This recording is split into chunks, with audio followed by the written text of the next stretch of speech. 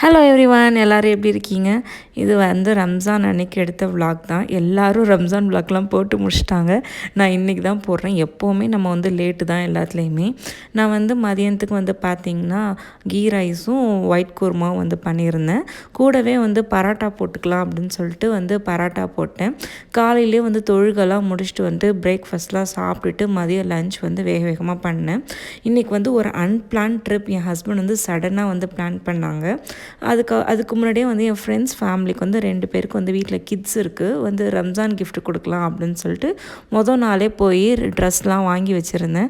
சரி, இந்த மாதிரி ரம்ஜானுக்கு நம்ம கொடுக்கறது தானே அப்படின்னு சொல்லிட்டு அவங்க பாப்பாவுக்கு வந்து டாயும், அவங்களுக்கு வந்து ஒரு தஸ்பியும் அந்த மாதிரி வச்சுருந்தேன். இன்னொரு ஃபேமிலி, அவங்க வந்து என்னோட நல்ல ஒரு பெஸ்ட் ஃப்ரெண்ட், அவங்களுக்கு வந்து பார்த்திங்கன்னா ஒரு பேக் வந்து முன்னாடியே ஆர்டர் போட்டிருந்தேன். அங்கே தம்பி வந்து நம்ம வீட்டு தம்பி, அவங்க சைஸ் தான், 2 பேரும் சேம் கிளாஸ். அவனுக்கு வந்து ஒரு கேமரா மாதிரி ஆர்டர் போட்டிருந்தேன்.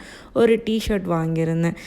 இந்தியாவிலலாம் இருந்தால் இந்த மாதிரி பெருனா வருது அப்படின்னாலே போய் அம்மாக்கிட்ட மாமாக்கிட்ட எல்லார்கிட்டையும் வந்து பெருனா காசு கொடுங்க அப்படின்னு சொல்லிட்டு கலெக்ட் பண்ணுவோம். அதுதான் ஒரு சந்தோஷம். ஆனால் என் பையனுக்கு இன்னும் அந்த மாதிரிலாம் வரல. சரி, இங்கே உள்ள ஃப்ரெண்ட்ஸ்க்கு அந்த மாதிரி நம்ம அங்கே வந்து காசு தானே கொடுப்போம், இங்கே வந்து காசாக கொடுக்குறது மூலம் இந்த மாதிரி கிஃப்டாக வாங்கி கொடுக்கலாம் அப்படின்னு சொல்லிட்டு தான் நான் வந்து கிஃப்ட் வந்து பிளான் பண்ணியிருந்தேன். ஆனால் 2 பேருமே எதுக்கு நீ கிஃப்ட் வாங்கிட்டு வந்த, இதெல்லாம் எதிர்பார்க்கவே இல்லை அப்படின்னு சொல்லிட்டு ரொம்ப ஃபீல் பண்ணாங்க. ஆனால் வந்து எதிர்பார்க்கலனாலும் நமக்கு பிடிக்கும்ல கொடுக்கறதுக்கு, அதனால் நான் வந்து அதெல்லாம் ஒன்றும் இல்லைன்னு சொல்லிட்டு கொடுத்தேன். அதுக்கப்புறம் வேகமாக கிளம்பி வந்தாச்சு. ஸ்ப்ரிங் சீசன் ஆரம்பித்ததுனால போகிற வழிலாம் சூப்பராக இருந்துச்சு. நல்ல மலை, அந்த மாதிரி மரம்லாம் பார்த்திங்கன்னா ஃபஸ்ட்டு இங்கே பூக்கும், அதுக்கப்புறம் தான் க்ரீனரியே வரும். எங்கே பார்த்தாலும் பிங்க் கலரில் ஒயிட் கலரில் அந்த மாதிரி மரம் இருந்துச்சு. போகிற வழிலாம் பார்த்திங்கன்னா ஒரே நாஸ்டாலஜிக் மெமரி தான். சின்ன வயசுலலாம் பெருனா அப்படின்னு பார்த்திங்கன்னா மதியம்லாம் சாப்பிட்டுட்டு ஈவினிங் போல் பீச்சு, போட்டிங் அந்த மாதிரிலாம் கூப்பிட்டு போவாங்க.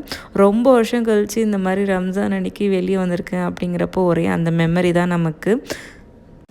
என்னை விட என் பையன் தான் ரொம்ப எக்ஸைட்டடாக இருந்தான். ஏன்னா 2 வருஷம் இங்கே வந்து ஆகுது. நாங்கள் எங்கேயுமே வெளியே போனதில்லை. என்னோடய காலேஜுக்கு அந்த மாதிரி மட்டும்தான் போவோம். மோஸ்ட்லி அவனையும் கூப்பிட்டு போக மாட்டேன், நான் மட்டும் தான் போயிட்டு வருவேன். அதனால் அவனை வந்து வெளியே கூப்பிட்டு வந்தோடனே அவன் ரொம்ப எக்ஸைட்டடாக இருந்தான். ஸோ நாங்கள் பண்ண எல்லா மொமெண்ட்டையும் நான் வந்து வீடியோ எடுத்திருக்கேன். கண்டிப்பாக வந்து அப்கமிங் வீடியோஸை வந்து நான் வந்து ஷேர் பண்ணுறேன்.